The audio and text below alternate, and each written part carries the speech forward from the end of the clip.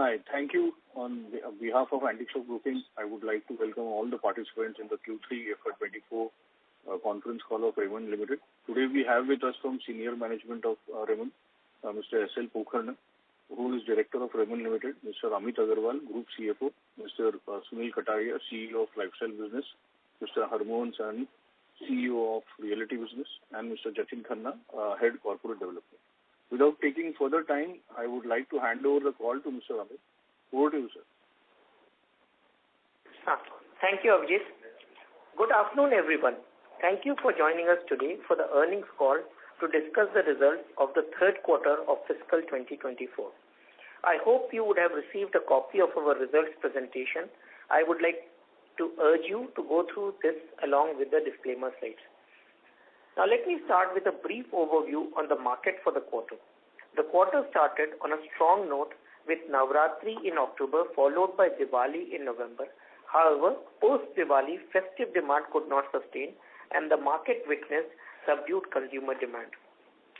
The discretionary spending on fabric and apparel has been weak due to inflationary pressures and the demand remained muted.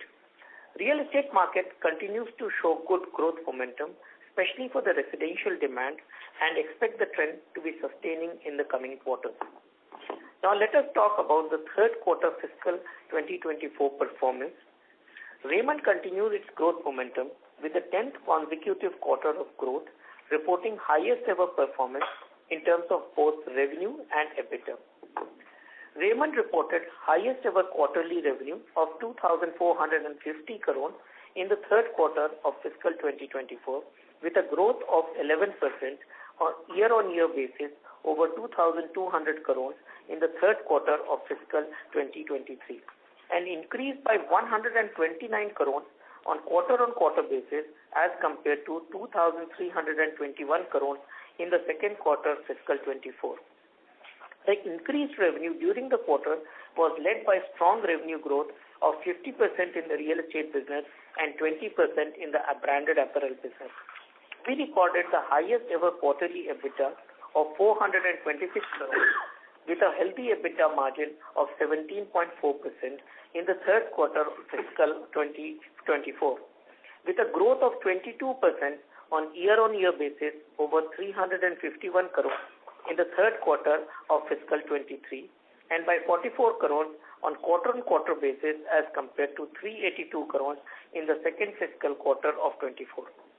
The company recorded a cost of about 5.5 crores during the quarter under the Raymond ESOP scheme 2023, and excluding the ESOP cost of 5.5 crores, the EBITDA would have been higher to the tune of 432 crores with an EBITDA margin of 17.6%.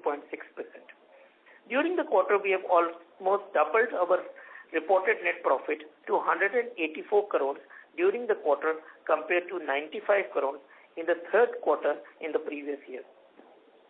Our focused effort and strategic initiatives across businesses helped in delivering 29% increase in revenue compared to the pre-COVID period in the third quarter of fiscal 20. And our internal drive for operational efficiency, supported by effective working capital management and deleveraging initiatives, resulting in doubling of EBITDA and quadrupling of the profit before tax. Now let me talk about the segmental performance for the third quarter of fiscal 24. The branded textile segment revenue was maintained at 909 crores in the third quarter despite muted consumer demand and challenging market conditions as festivities led to buoyancy in secondary sales till Diwali. However, this trend could not be witnessed post-festivities. The EBITDA margin stood at 21.6%, which is slightly higher compared to 20.9% in the third quarter last year. Now let me talk about the branded apparel segment, which showed a healthy sales growth of 20% to 437 crores as compared to 364 crores during the third quarter of the previous year. In line with our stated strategy of enhancing our distribution reach and network, focus on premiumization coupled with casualization led to growth in branded apparel business despite weaker demand. We adopted a focused approach to expand our footprint and reach of our apparel brands as well as increased ad spends to enhance the brand salience. With our strong brand equity, we are able to increase the number of doors in multi-branded outlets and large format stores, ensuring a wider accessibility and reach of our products to the consumers. The growth was witnessed across all brands, with Park Avenue, Color Plus, Raymond Ready to Wear, and Ethnics by Raymond leading the front and well as supported by Parks. The new Ethnics by Raymond brand, which offers a distinctive product range spanning across ethnic wear to Indo-Western for the special occasions and weddings, witnessed a good traction with consumers, especially during festivities, celebrations, and weddings. The segment continuously improved and delivered an EBITDA margin of 13.9% in the third quarter of fiscal 24 as compared to 11.2% in the previous year. We continue to strengthen our retail footprint as we opened 65 new stores during the quarter as well as 100th store of Ethnics by Raymond, taking the tally to 105 stores of Ethnics by Raymond as on 31st of December 2023. Our retail store network stood at 1,512 stores spread across 600 towns and cities in India.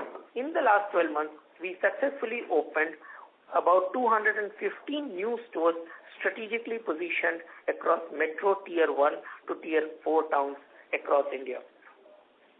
Now let me talk about the garmenting segment, which is in the process of expanding the garmenting capacity by about one-third to participate in China Plus One adopted by the global brand. Also, this capacity augmentation is in line with the Government of India's Make in India initiative. We continue to acquire new customers and enhance our presence in new geographies. During the quarter, our revenue was 281 crores, similar to previous year. During the quarter, EBITDA margin was 12.8% compared to 9.1% reported in the EBITDA for the previous year. Let me talk about the high-value cotton shirting segment, where the top line grew by 10% to 214 crores compared to 194 crores in the previous year, led by demand for our cotton and linen fabric offerings to our B2B customers. EBITDA margin for the quarter was marginally higher at 10.9% as compared to 10.7% in the previous year. Now, coming to the performance of the engineering business, which is consolidated under JK Files and Engineering Limited, on an aggregate basis, the sales stood at 217 crores in the third quarter as compared to 208 crores in the third quarter of last fiscal. The engineering consumable category continued to be impacted due to sluggishness in the export market.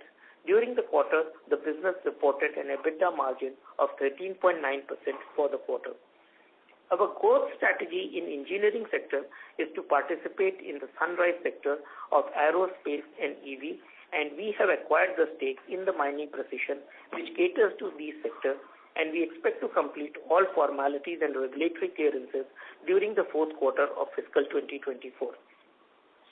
Just for the reminder that on a pro forma basis for fiscal 2023, the consolidated revenues of engineering business, including mining precision business, were over 1,600 crores, with more than 60% of the revenues coming from the export business, and the consolidated EBITDA of the engineering group was 220 crores.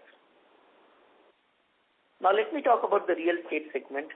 During the quarter, we have been appointed as developer for redevelopment society located in Mahim West with a revenue potential of more than 1,700 crores and selected as a preferred development for redevelopment of society in Sion East with a revenue potential of approx 1,400 crores. Put together, the revenue potential from the three JDA projects, including Bandra in MMR, outside of our Thane land, will be in excess of 5,000 crores. During the quarter, we have launched 2 new towers at Thane land in our 10X era and in Address by GS Season 2 project. The company is running projects worth 9,000 crores on its Thane land and which has a further potential to generate 16,000 crores, making a total potential revenue of 25,000 crores from the Thane land bank over the next few years. Overall, during the quarter, we have seen a strong booking momentum and made a total booking of 428 crores in the third quarter of fiscal 24 across our projects as compared to 380 crores in the third quarter of last fiscal. Now let me provide a comprehensive update on the construction status of the various projects. The construction momentum across all 5 projects is progressing well, demonstrating our commitment to timely delivery and adherence to high quality standards. In particular, the 10X Habitat project has achieved a significant milestone with the delivery of the first 3 towers 2 years ahead of the RERA timeline achieved in December 2022. This accomplishment underscores our dedication to exceeding expectations and delivering on our commitment. In Tower 4 and 5, the lift installation has been successfully completed, while in Tower 6, lift installation is currently in progress. In Tower 7 and 8, internal finishing work is underway, and in Tower 9 and 10, the 46th and 45th floor have been completed, respectively.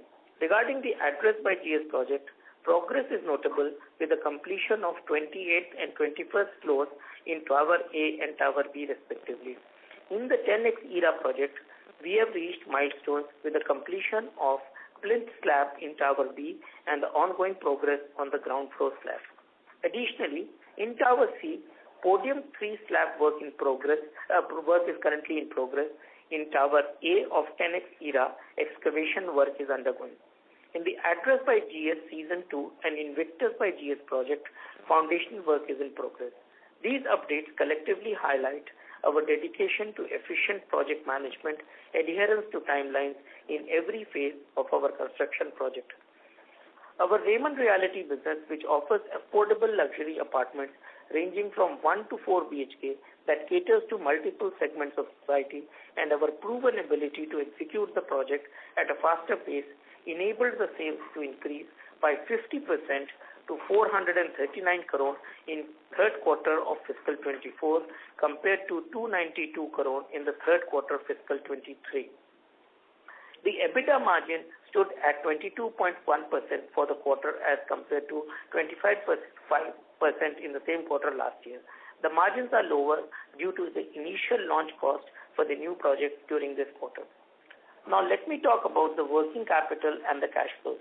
On the working capital front, with our continued focus on efficient working capital management, during the quarter we have been able to reduce the net working capital to 71 days, which is tad lower by 5 days on a quarter-to-quarter basis from 76 days in September 23. During the quarter, we have seen a reduction in inventory and receivables within the lifestyle business and other businesses. However, in our real estate business, we continue to launch newer towers and projects regularly where we incur initial approval costs, which leads to an increase in net working capital by 120 crore during the quarter. On an absolute terms, our net working capital stood at 1,925 crore in December 23. During the quarter, we have generated operating cash flow of 333 crore and a free cash flow of 215 crore. Now let me talk about the consolidated debt position. Our total gross debt stood at 2,754 crore, which comprises of external gross debt of 1,054 crore and NCDs issued by Raymond Limited to Raymond Consumer Care of 1,700 crore. We continue to maintain healthy liquidity with cash and cash equivalent of 1,835 crore as on 31st of December 2023. Our net debt stood at 919 crore, lower by 220 crore versus September 23 due to healthy cash flow generations during the quarter. The interest cost in the quarter is 104 crore, which is higher by 34 crore on year-on-year basis as compared to 70 crore in the same quarter last year. The rise in interest cost can be attributed to several factors.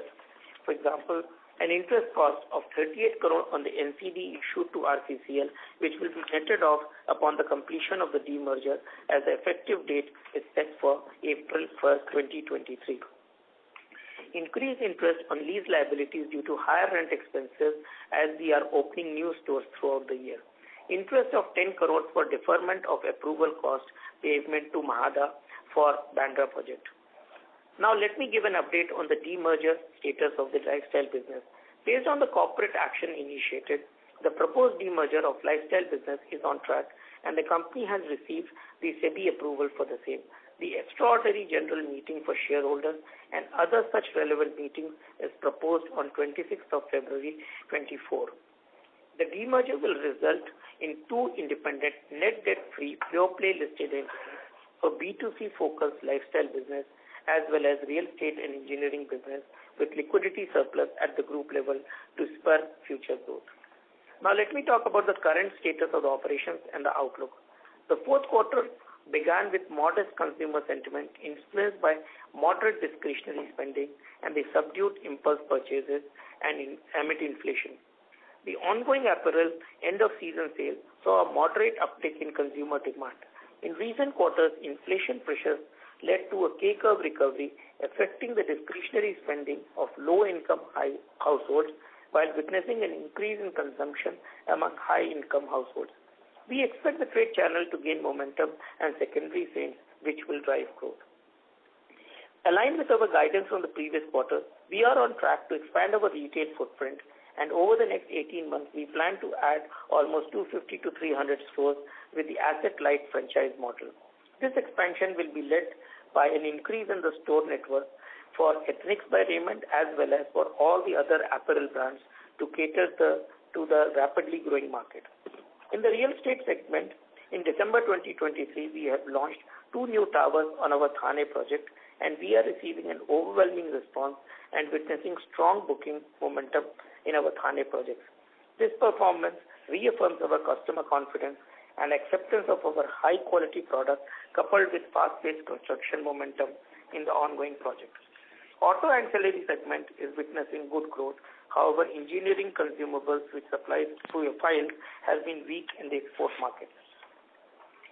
Regarding the net working capital, we have been consistently optimizing the net working capital in terms of the number of days, and we will continue to maintain the same. From a cash flow perspective, there seems to be a dedicated focus on generating free cash flow through a profitable growth of the various businesses. To conclude, I would like to reiterate that Raymond Group will continue to have 3 distinct vectors of profitable growth that will create shareholder value for each of the businesses. With strong free cash flows and no major capex requirement, Raymond Group will remain net cash positive going ahead. Now, we will open the line for questions, please. Thank you very much. We'll now begin the question and answer session. Anyone who wishes to ask a question may press star and 1 on their touchtone telephone. If you wish to remove yourself from the question queue, you may press star and 2. Participants are requested to use handsets while asking a question. The first question is from the line of Dipesh Agarwal from Union Asset Management. Please go ahead. Yeah, good evening, gentlemen. My first question is, can you throw more light on the demerger timelines? By when do you expect the demerger to go through and get listed on the stock exchanges? Sure. So, demerger, as we said, on 26th of February, we have the EGM, and post that it will be filed with NCLT, which we expect that in the first fiscal quarter of 24-25 it will be completed. But the effective date of demerger is 1st April 2023. Okay, sure. And any thoughts on demerger of the auto business later? You see, we have been consistently working on unlocking the value. You have seen how we have been able to unlock the value. We want to make sure that the businesses get matured, and then we will do the right thing for shareholder value creation. Sure. On the real estate side, if I look at the profitability, EBITDA margins are in the range of 22, 23, 24% despite own land bank. So how should we think about the profitability as you go ahead with the JDA projects also? Yeah, Raymond, the CEO is there. He will. Yeah. So far, on an average, we have maintained a margin over the last few quarters of about 25%. Barring 1 or 2 quarters where you would have seen a slight dip because we have launched new projects during those quarters. But on an average going forward, you can expect around 24-25% margin on a ongoing basis. and it will remain steady, is what we feel, unless the market, starts doing something different. Yeah. So even for the projects under JDA route, we will have a similar margin. That's right. You will have a similar margin. The reason for that is actually quite simple, because given the SSI norms in the city that have come about after 2034, Thane enjoys similar FSI norms as the BMC areas. But the pricing is very different. While Thane is in the range of 20,000 odd number, while the other markets that we are looking at about 30,000 or so, or slightly higher. So as a result of that, margins will be similar in both the locations, even after accounting for land in the JDAs. Okay, sure. And what would be the timelines on launch of further projects, the three you mentioned on the JDA and the future Thane potential? See, one of the projects that we had signed about a year ago or so, which is the Bandra project, very close to BKC, that launch is imminent now. In fact, so we have already applied for RERA registration. The moment we get RERA registration in hand, it will be launched. It is likely to be this quarter itself. Okay. And the other question I have is on the branded apparel. If I look at the margin has improved very sharply to 14% in the quarter and almost 11.3% in 9 months. So we have seen a sharp improvement over past 2-3 years. Is there a further room for margin improvement, or most of the low-hanging fruits have been addressed? So I think, fundamentally what has happened is we have always spoken, as you get larger scale, you will continually get operating efficiency and leverage of that. And that is helping us to improve the margin profile. However, what is very important, as we have spoken number of times, that we want to put significant amount of ads so that we continue to bring more and more brand salience. As you see in this year, compared to last year, we have doubled our spend on the brands. Yeah, okay, hi, this is Sunil here.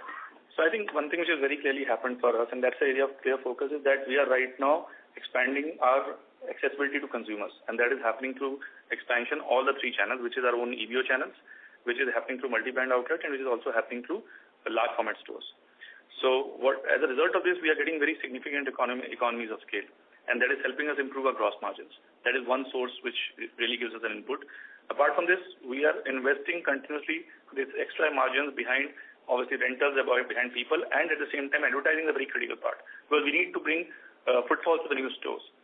So I think that's the reason between a good judicious mix of gross margin expansion while flowing back some part of it back into brand building as well as new store opening, I think is what we are seeing a good cycle developing for us. Okay, sure. And one bookkeeping question, the debt number which we have given in presentation doesn't include the payment for money precision, right? So that will be accounted in fourth quarter, right? Yes. As we said, the transaction will be consummated finally in fourth quarter. Okay, sure. Thank you. Thank you. Thank you. Next question is from the line of Himanshu Nair from Systematics Group. Please go ahead. Yeah, hi team. Good afternoon and congratulations on a good performance in a difficult quarter.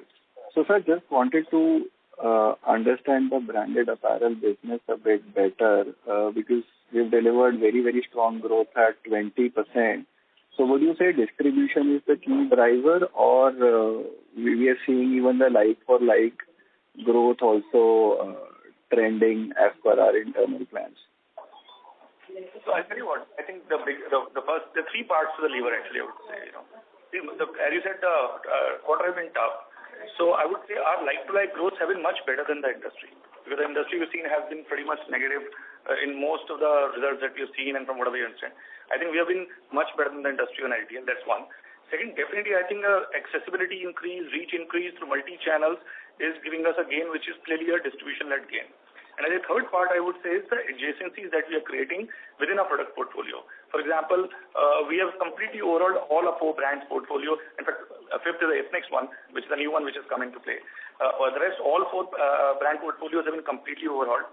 we have actually strengthened our portfolio and we are seeing contribution increasing from the casualization of the segment. While we have to have two brands, which is Color Plus and Park, which are 100% casual, between Park Avenue and Raymond Ready to Wear, there's a huge scope of tapping the adjacency of casual wear, and which is something which we are doing in a very fast one. So that is actually an additional, you can say, an addressable market which is opening up for us. Got it. And secondly, again, to understand the margin bit, I mean, we are already now reaching 14% margin, despite the fact that we have so many incremental ethnic stores coming in, which I believe might not be that profitable as of now, and the fact that your marketing spends have doubled.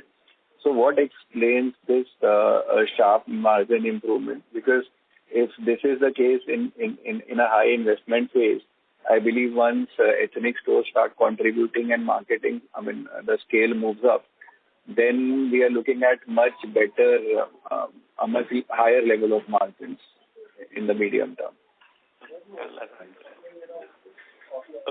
Okay, see, I'll tell you what. I think for the next, couple of years, we are very clear that, as you mentioned, that we're likely to open 250 to 300 odd stores. And this will happen across 4 or 5 brands of ours, including ethnics, obviously. So I think this will be a run rate which will be including a run rate of new stores for us. We will have this cycle of opening new stores. There will be stores which get into a maturity phase of around, let's say, 18 to 24 months. They will obviously reach a much different level of channel beta margins and overall beta margins, but at the same time we'll be putting back money into expanding into more stores. So I think right now for the next couple of years we see ourselves, being on this treadmill where we get accessibility, we improve stores, we pull money back into brand building, and we continue this virtuous cycle going right now. So I think that's the visibility that we'll operate on right now. Yeah, and Himanshu, as we have spoken few times, that we are very clear that every year we are going to spend, compared to the normal cycle of advertisement, anything between 65 to 70 crores incremental ad spend every year in order to bring forward this revenue.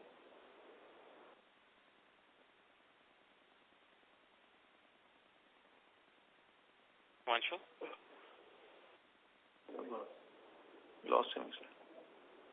Himanshu, can you hear us?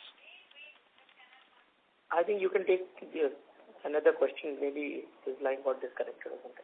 The next question is from the line of Rohan from Incred Capital. Please go ahead. Yeah, hi sir.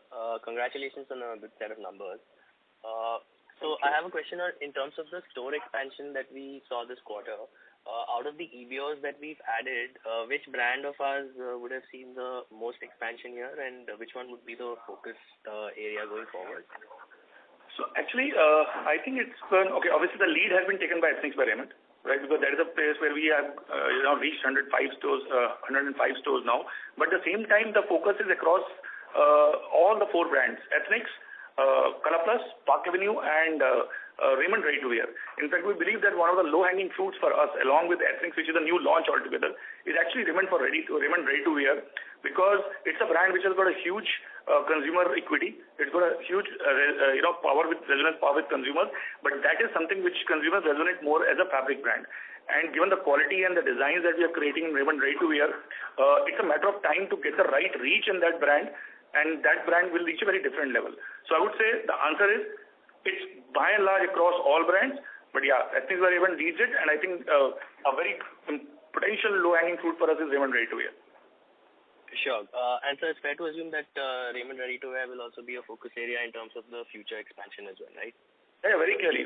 That's an area we'll let to it. Okay. And actually, all the 4 brands would be, and as I said, in many of, at least 2 of our brands, the adjacency will become very important, which is getting into a casual segment. And one of the focus areas we have is that for Park Avenue and Raymond Ready to Wear, which till now have been seen by and large as formal brands, we also see a huge scope to improve, get into more and more casualization. Okay, sir. And in terms of our omni-channel network expansion, where are we currently out of our EBOs? So when you say omni-channel, you mean the LFS and the other channels? Across maybe all of them. Where are we in terms of percentage or something like that? Okay. So our overall omni-channel percentage is a double-digit number, roughly around low double-digit number is where we currently stand, including e-commerce and other parts of the omni-channel. Okay. And I have one more question, which is on the real estate side. So out of the 2 new projects that we've announced on the JDA model, when can we expect the sales processes for these to start? So typically, in society redevelopment, by the time the documentation is done and the site is handed over, it is about a 12 to 15 month cycle. Now, we've just begun this cycle, and if we go by the industry norm, it will be about 15 months. If we go by the Raymond norm, we hope to do it in 12 months. So, the earliest possible will be 12 months from now. Okay, good to hear. Just one more piece on the real estate part. So so far we've done about 5 projects within our Thane land parcel, and we've announced 2 this year. So on a steady state basis, maybe how many projects can we expect within the remaining portion of the land parcel? And out of that, do we also plan to go into sort of commercial projects, or will they largely be residential? See, as of now, there is no plan for any commercial project, so I'm answering that one first. While we don't rule out the possibility, it all depends on what the opportunity is. But as of now, resi is what seems to be most remunerative in terms of monetization of that land. And as far as the run rate for projects is concerned, actually, you would have noticed that we are working on a few brands that we have created. One is the 10X brand, the other is addressed by GS, and the third one is Invictus. So most of the inventory that we will be launching will be within these 3 brands, unless there is a subcategory which certainly, we think is more remunerative than which won't fit into these brands. So even in the Thana land, even if we, keep launching more buildings, it will be within these 3 brands. Now, while we have 5 projects, like you rightly said, but these 5 projects are all within these 3 brands itself. All right, sir. Thank you. Good luck, sir. I'll get back into you. Thank you. So we have Himanshu Nair from Systematics back in the call. Himanshu, please complete your follow-up question. So what I was coming... Himanshu, you're not audible. Can you please speak through the handset? Sure. Am I audible now? Yes. Okay, sorry. So, Sunil, my question was on ethnic specifically. Now that we have 100 stores, we've completed one full season, one full year for a lot of the stores. If you can just share some store economics and how we are trending with regards to the market leader in the space, that will be helpful. Okay, Himanshu, first of all, if you see, we have touched around 100 stores in November, right? And there are still a large number of stores which have not seen a full year cycle. One more thing which I like to point out compared to maybe an apparel brand and an ethnics brand, which will be always different, is that ethnics has more seasonality than, let's say, a regular apparel brand. So to see a full potential of an ethnics brand would require a longer lead time of, I would say, maybe around 24 months, because there are times when you will just end up in a year seeing one large wedding cycle. So I think that is a piece that we are also in a very early stage realizing that will be one key way to understand the performance of an ethnic wear store versus let's say a normal regular apparel store. Having said that, I think one thing which I can tell you qualitatively, that the numbers that we set, hence I would say it's too premature to maybe judge pure play store economics right now. The things which we are now becoming very confident of having touched our 100 store, in fact, as we talk, it's 105, is that 3 things have, I would say our proof of concept is through completely.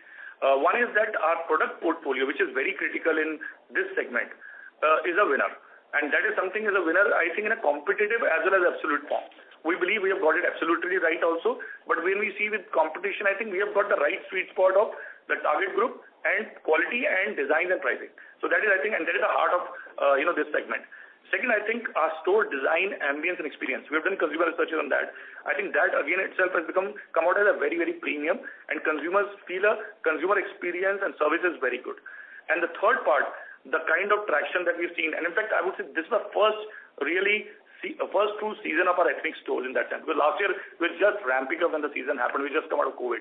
And while this wedding season also has been a bit of mixed, but within that whole 60 days that we've seen, I think we've seen a very, very sharp jump in our SPSF in those 60 days length. and that has given us, actually we are pretty confident that where we set out to, we are close to reaching that. As far as the full economics, I think maybe another cycle goes, we'll have a better handle on this. But I think we're by and large on track what we want to do. Understood. And final question would be on the garmenting business, where we were seeing good traction for the last many quarters, and obviously we are doing a lot of capacity expansion here as well. So can you explain what explains the muted performance specifically in this quarter, and is there any change to our near to medium term outlook on this particular business? That will be all from me. Thanks. So actually, I think, Himanshu, what has happened is in this quarter now, two things have happened. I'm sure you have heard globally, the denim market has been very, very slow. And in this quarter, we had seen a big shortfall in the order in the denim because certain portion of this is also supplied for the denim market. Second thing, there was a certain order which was supposed to be dispatched by the end of the quarter, which has been shifted to the next quarter. However, I think very important is to see, in spite of this impact, you see, and we are expanding the capacity, we are training our staff, but we have expanded our margins. And I think that is important to see that how we are able comfortably to improve the business. And one quarter in the export business will always find plus and minus because of the delay in the shipment. I think we are very clear that the growth is intact. Even today when we talk about, we are booked out for the next 6 months. So therefore we have never seen a shortfall on the order in the main line of business except for the denim, which was a big drop in this quarter. And one more thing, on this, I would say is that there is a very clear focus that we have in this strategy, and which is something which we are pretty happy about, is that we see that it has been, we're doing two things here. One is we are acquiring a set of large strategic customers. Obviously, we can't tell you which ones are those because for whatever reason, but I think that's the area where we are seeing a very strong strategic partnership getting built. Secondly, new geographies are again a very big opportunity. We have always been very strong in the US, where we are looking for more customers. We have been pretty decently well placed in the UK. But what we are saying is now we have been open up new geographies like Europe. Another area of focus for us is Japan. So I think there is a pretty decent headroom of growth, obviously assuming that something doesn't chaotically flare up in the global economy. Those are macro conditions which we can't predict. But given that other things remain stable, given that we are opening up new geographies, given that we have today a very, very strong pipeline of building up strategic customers, I think a quarter here and there happens, but I think in a mid to long term, we are very well placed on this. Great. That's all from me, team. Congratulations again and all the best. Thanks. Thank you. Next question is from the line of Ronit Kapoor from Systematics Group. Please go ahead. Yeah, hi team. Thanks for the opportunity. So I had a question in the real estate sector.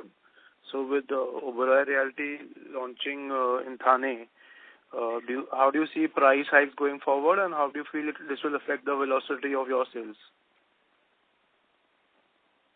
Oberoi has launched one of the projects. Yeah, that's right.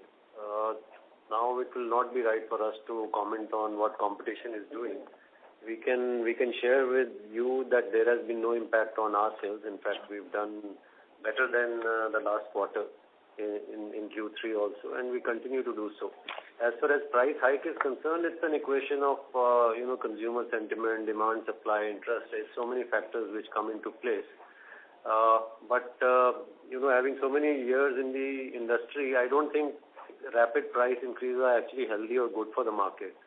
A stable market is always better, and which is what we've been seeing in Bombay. While the North Indian market, the Delhi and NCR market is running ahead already, but I think Bombay market still remains very healthy with a steady price increase, not going crazy. We continue to see the same trend playing out in Thane as well as larger MMR market. It's a more mature, stable market, not too much of speculation.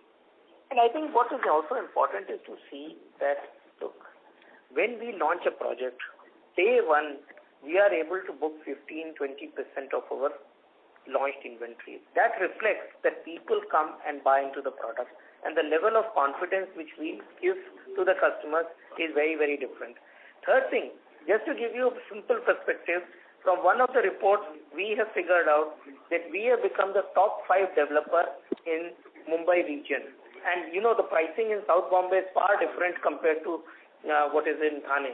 So therefore, it reflects that clearly our projects are selling very, very well. So do you feel like pricing would remain stagnant for the year or two, like not much, 5 to 6% price hikes only?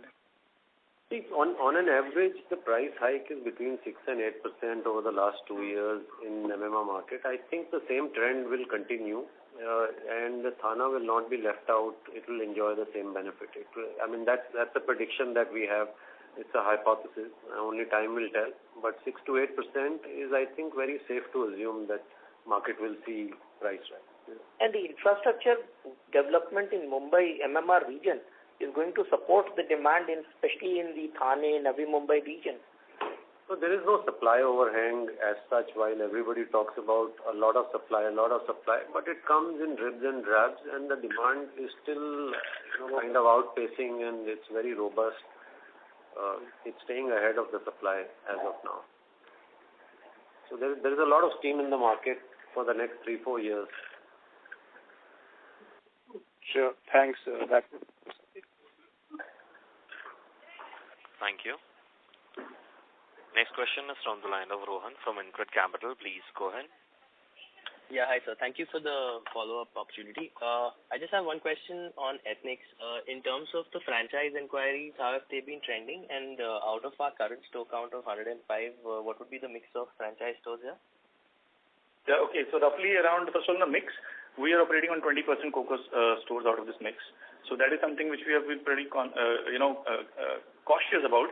That I think we need roughly around 20. We would stay around this level because we also want to create some marquee stores where we can build a lot of brand building around. Because if you have a marquee store which you get in, let's say a Karol Bagh in Delhi, or let's say a commercial street in Bangalore, then it becomes itself a kind of a Colaba that we have in Bombay. They become itself long-term brand building and marketing support tools. They're flagships. So I think 20% of that would go towards building stores which can drive brand equity itself. It doesn't mean that they won't break even. They would break even themselves, obviously. Hence, those properties we may want to invest ourselves. Another area we may want to invest ourselves if there are some very good mall stores that we get. And that is an area of another focus that we are looking at. Getting presence into some very, very premium malls that itself. Having said that, 20 and the rest balance is a non-Coco store is the mix that we are working towards. And your other question was, sorry? The other question was in terms of inquiries from new franchisees. On the franchise. Yeah, I can tell you this is one big change. Obviously, when it came out of COVID, it was a very different mood. It was a different atmosphere. I think initially people were not sure how we will go about this brand. I think, as I said, the confidence that we have in a matter of now 15, 16 months, we have touched 100 stores. So I think that the message has gone out very clearly that we are very, very serious about it. Second, people know that Raymond has a right to win, given our equity around weddings and the way we are as a brand, which is one of the highest salience in the country. And third, I think what people have seen in terms of the product portfolio, the first season feedback, I think there's a very, very positive inquiry set that we're getting now. All right, sir. That's it from my end. Thank you. Thank you. Thank you. Next question is from the line of Pritesh Seth from Motilal Oswal. Please go ahead. Yeah, thanks for taking my questions. Firstly, I'm not sure if it's been already asked, but what's the status on Bandra launch? Was supposed to happen this quarter. And just to follow up on that, what kind of pricing that we are saying now, where would be the revenue potential of that project, considering now we are closer to launch that project? The launch is on schedule as we had committed that it will be this quarter. So we're just waiting for the registration to come through, so it will be launched. The launch is imminent. The revenue potential was stated earlier when we had, got the project around 2,000 crores. So we are on target with that. The market has only become better since then and not worse. So we obviously hope to do slightly better than what we had thought of. Pricing is something which you will know closer to launch one day before. Please get in touch with us. We've reserved one apartment for you. Sure. Yeah. Thanks. Got it. And secondly, so congrats on a couple of acquisitions that we did, this quarter.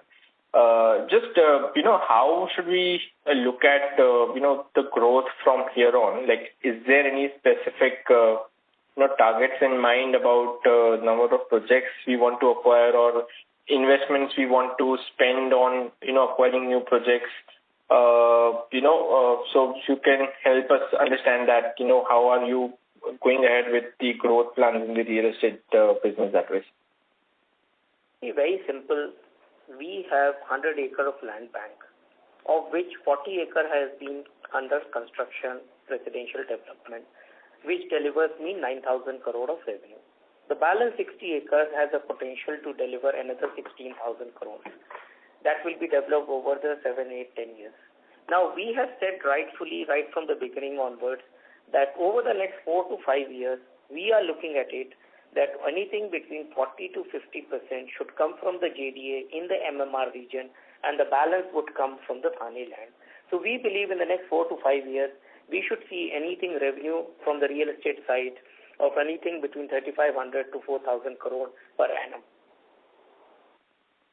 Right, agree. So now you have almost 5,000 crore of non-Thane projects in your pipeline. Okay, assuming that that gets monetized in next 4 or 5 years, that should contribute to 1,000 odd crore. So you would incrementally obviously look at projects which can contribute another 1,000 odd crore, and that development, that pipeline can be built up in next 2-3 years. What's the sense like? Yeah, so in the next 3 to 4 years, and in this industry it's a continuous process, so it's not something that you build once and then you stop.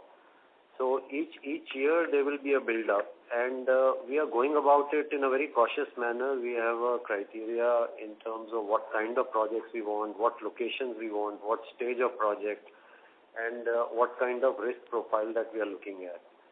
And as we go forward and we launch more projects, our capacity to do maybe a different type of portfolio also will change. So the strategy can also undergo a change, which can lead to a higher growth going forward.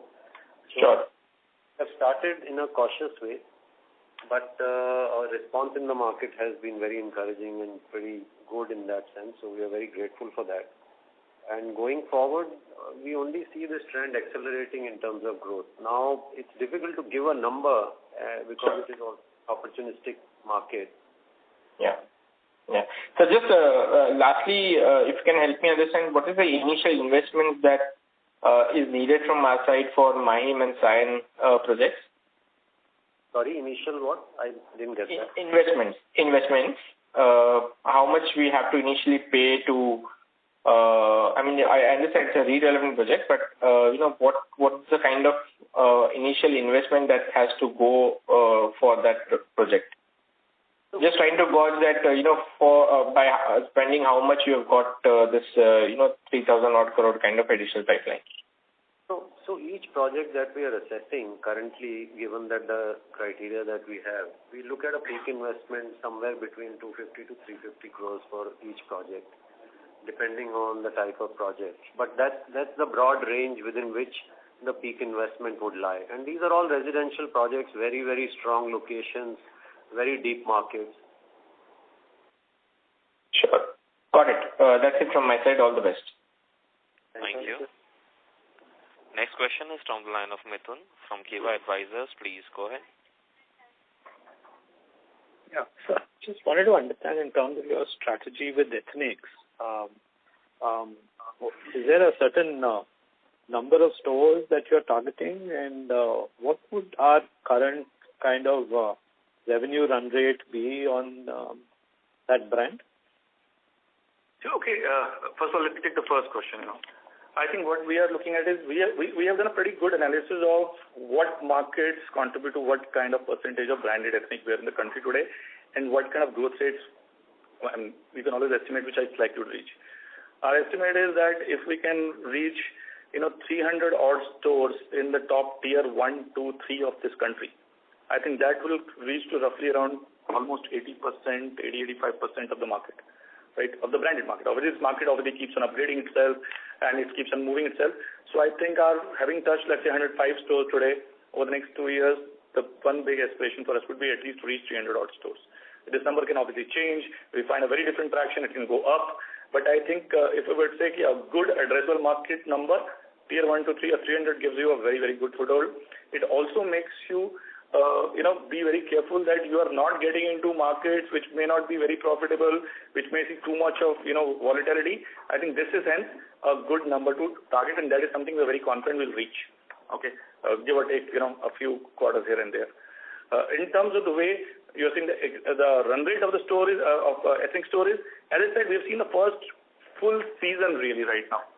It's actually almost, if you see, 60 odd days we have seen, and then as we've seen, the markets have been weak, But so the ARRs in this market, again, this is a learning that we are getting very early, and we'll also learn along with also take help from you, some insight from you guys who've been tracking the sector, is that until you see 2 full cycles, it is very difficult to call something like ARR in this industry. You will see a huge spike when the season happens, and then it will get moderated when the season is not there. So I don't think so ARR is the right way to look at it. I think, in fact, SPSF, the sales per square feet, will change a lot, will define ARR. I think it's the way to see is how much you can, get, traction in the wedding season. And a second pivot, which we are trying to develop, which we believe could be a differentiator, is how do you build over a period of time less drop in a non-wedding season. I think that's another important pivot which we think one should develop over a period of time. So one area that we are working on is what we call as smart ethnics. That's another area that we are developing. It's very, very small for us right now, but as you will see noticing going forward in ethnic stores, that we think this whole consumer trend that consumers are wearing ethnic wear, not the typical wedding type, but the regular bundis, it's a regular casual ethnic shirts or short kurtas, etc., which today they wear to Fridays to office or evening wear in parties, etc. So we think that's another potential segment which will help us even out some of the troughs which may happen. So I think that's a broad direction that we're looking at. Right. And just a question that is just seeing you also had a Raymond home brand, right? It's still quite visible. I just wanted to understand, is there any focus there? What sort of revenues do you clock on an annual basis on that business? Yeah, we still have that business, and it's a good business. We have been working hard on that business. You see, there is that advertisement also. We supply to the large, MBOs and LFS stores. And we believe that it also has a great potential to grow from a current level of, let's say, 150, 160 crore revenue. We are thinking that it has the potential to also grow itself, to double itself in the next 3 to 4 years. Yeah. I think this is an area where we will be doing more work right now, given that other areas we develop. So you're right, it's a business we are not giving up. It's a business which is an adjacency, which we believe is something where we can have a right to win. We will need to do some work on 3 areas there, and that's an area identified for the coming year. One is clearly, reworking out and maybe premiumizing our product portfolio. I think premiumization is a very important pivot there. Second is, it's a business where we have not maybe invested as of now into a strong distribution expansion. So that's another area we have identified that, okay, there's an area where this distribution expansion is a quasi FMCG in that sense, if you see, So that's an area where we are building in. And the third one, which we are clearly looking at, is there's a possibility of, some kind of institutional businesses if we can crack some models there. But, product, brand building and GTM is the place where we'll go into. This is a business which has potential. We will give more focus in the coming years. Thanks and all the best. Thank you. A reminder to all the participants, you may press star and 1 to ask a question. Next question is from the line of Dipesh Agarwal from UTI Asset Management. Please go ahead. Yeah, thanks, gentlemen, again. So my first question is, how should we think about the sales growth per square feet or SSG in the apparel business, given our distribution network would be combination of TRS and EBO?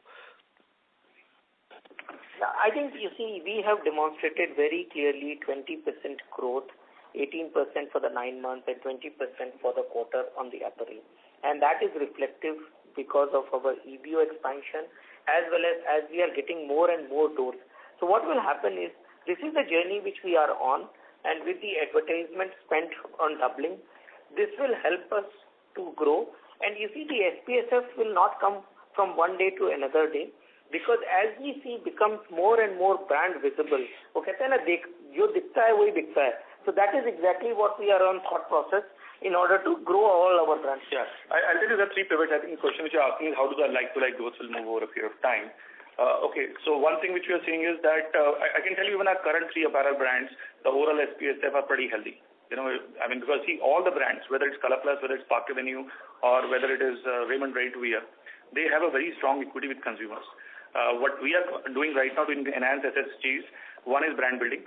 Secondly, as I said, product portfolio expansion is a very important area which is...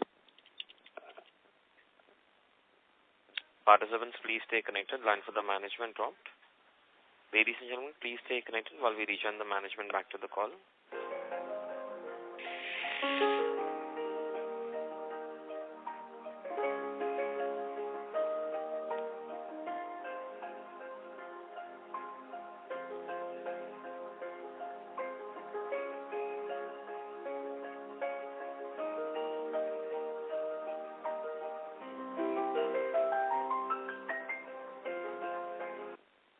Ladies and gentlemen, thank you for your patience. We have the line for the management reconnected. Sir, you may go ahead. Yeah, sorry, we broke in the middle. So I think this whole SSG growth will be led by category expansion, our brand building, and as a result, generation of greater footfall in stores. We are pretty confident that we will get a good mix of distribution-led as well as same-store growth combination over the years. Would it be fair to say current growth of say 20% half could be led by same-store sales growth, and half could be led by the expansion? So I think it's currently, you can say it's more skewed towards expansion because we are doing expansion across not only EBOs. I think there's another very important pivot of growth which we don't maybe consider too often. One is the footprint expansion of EBOs, but I think there is also these brands have a lot of potential to gain market shares through multi-brand outlet as well as multi-brand channels like large format stores. So we have got into again very strong strategic tie-up with large format stores. We are doing a very large expansion of multi-brand outlet presence, and I think between these three is where this growth is coming from, and there's a huge headroom to grow for us, all the three channels. And obviously the other one which we have is, which maybe I think none of us talk about, is a very, very 100% captive channel that we have 1,040 odd stores in this country of the Raymond stores. Now, one area which we have expanded is that these stores have a contribution of both fabric and apparel sales. So one main focus area that we have taken is that we are, how do we take salience of apparel business through our Raymond stores?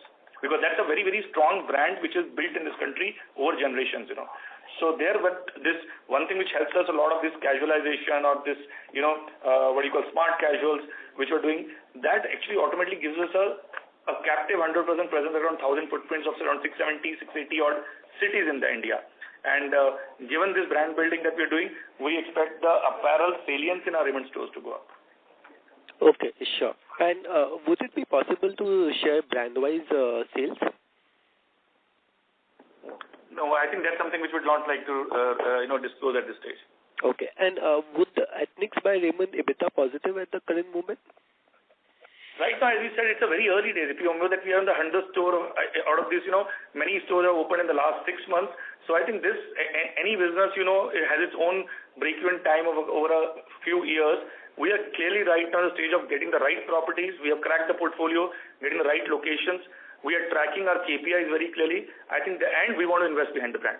So I think that's the focus is on getting the growth of footprint and getting the growth of the revenue up right now rather than, getting too hacked up on immediately the better positive. This business will be an investment stage for some years, Okay, sure. Thank you. One area I can tell you, which is that this business obviously has much different cost margins compared to apparel business. What you will see is that as we get economies of scale in this business, we will continue to expand gross margins. And again, as we said, if we've done the apparel business, we'll continue to do a very smart reinvestment of this behind brand building, behind store expansion, etc. I think this is a business which will nurture. This is a business which is an investment phase, and I think that's where the focus should be. Sure. Thank you. Thank you very much. As there are no further questions, I will now hand the conference over to Mr. Amit Agarwal, Group CFO, for closing comments.